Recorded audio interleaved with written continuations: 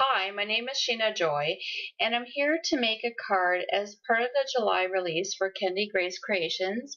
I'm using this gorgeous stamp set called Splendid Roses. It has some really versatile sentiments in here, everything from thinking of you to love to birthday wishes as well. It has this really nice rose image, which I'm using today. I have a piece of Strathmore watercolor paper, and I have my rose image already mounted on this large acrylic block. What I'm going to do now is I'm going to take my Versamark ink and ink up my image, but first I remembered I have to apply my powder bag because I don't want any embossing powder to stick to places where it shouldn't. So now applying the Versamark ink again, and I'm going to apply my paper directly to the image, and that's because this is a watercolor paper and it's much more textured than regular paper. So I really want to press down to get all the details of the image. And now that I have that stamped, I'm applying my sparkling gold embossing powder. This is from Recollections. So just putting that into my coffee filter, getting off any excess powder I can see, and then putting it back into the container.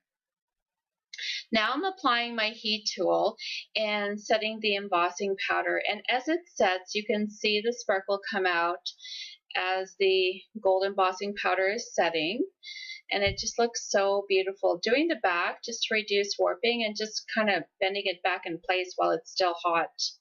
So now I'm taking my dark pink Zig marker and a wet paintbrush, and what I do is I apply the marker to the place on the petal where I think it has a shadow, and then I take my wet brush and I bring out the color so that the darkest part of the petal that would have the most shadow has the most intensity of color, and then I bring out the color and make it lighter towards the edge of the petal. I've just been practicing at this, and I'll keep practicing. I'm still learning, and it's really fun. I mean, these Zig markers, they work beautifully with water. They work well without water. So, I mean, you have your choices, and the colors meld beautifully together. But today I'm just using the one color on all the roses. That's the dark pink.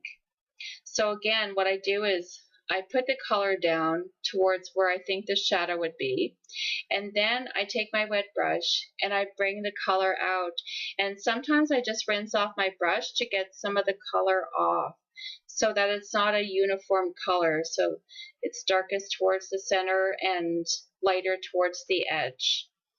And I kept in quite a bit of the coloring just because I wanted you to see repeatedly, I guess, what I'm doing and how I'm going about it.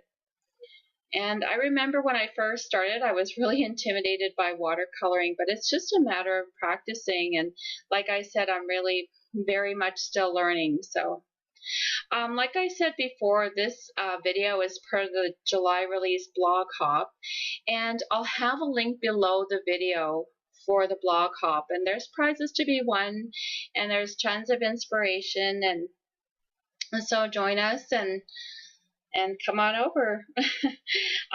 Okay, so I'm still applying color to the inside of the petals, bringing the color down, wiping off some color or rinsing off color as needed.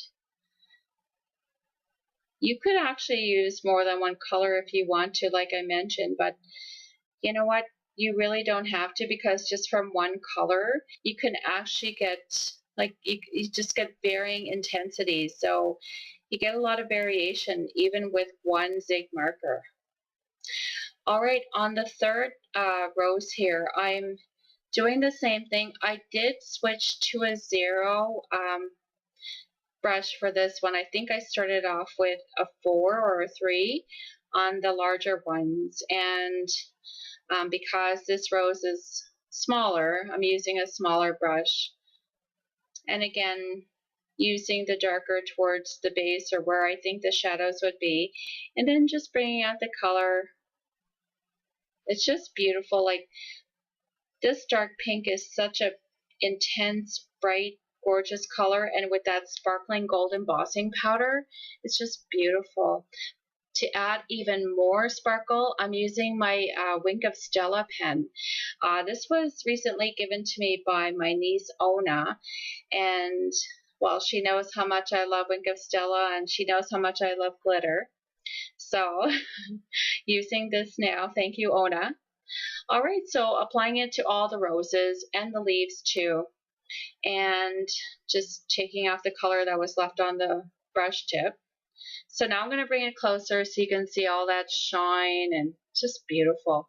All right, so I also have a fuse tool, which is new to me, and it's been heating up for a while, probably about 15 minutes. I have my piece of transparent sheet, and now I'm using a stitched rectangle die from Simon Says Stamp. That's what I use to cut out the Strathmore watercolor paper, so I'm using the die because it'll be a perfect fit.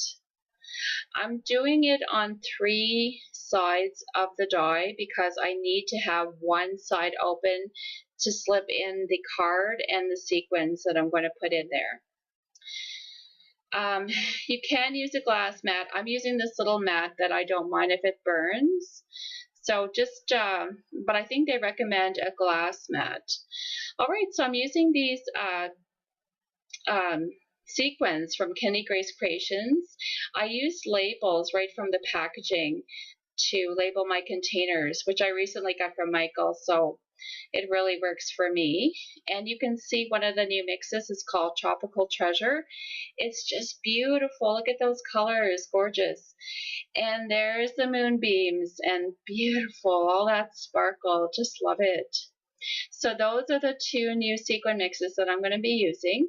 I've placed them on my card front, and now slipping the card and the sequins into my fuse pocket. Just make sure it's nice and tucked right to the bottom. And I'm going to get that stitched rectangle die and use that as something to slide my fuse tool along. So you can see that I go at like slow, but not too slow. When you use a fuse tool, you'll find your own pace and what's the speed to go and roll along. So now the card is done, and look at that. That's just beautiful with the sequins and the sparkle, and I'm going to put a piece on the back to write my own personal message. This is a birthday card for my sister, wishing you a sweet birthday, which I got right from the stamp set, wishing you a sweet birthday from the Splendid Roses stamp set. So just showing you the sparkle once again. I think I'm just in love with this card. And there's some other photos of the card. And join us, like I said, the link is below. And thanks for watching. Hit like if you enjoyed, and have a great day. Okay, bye.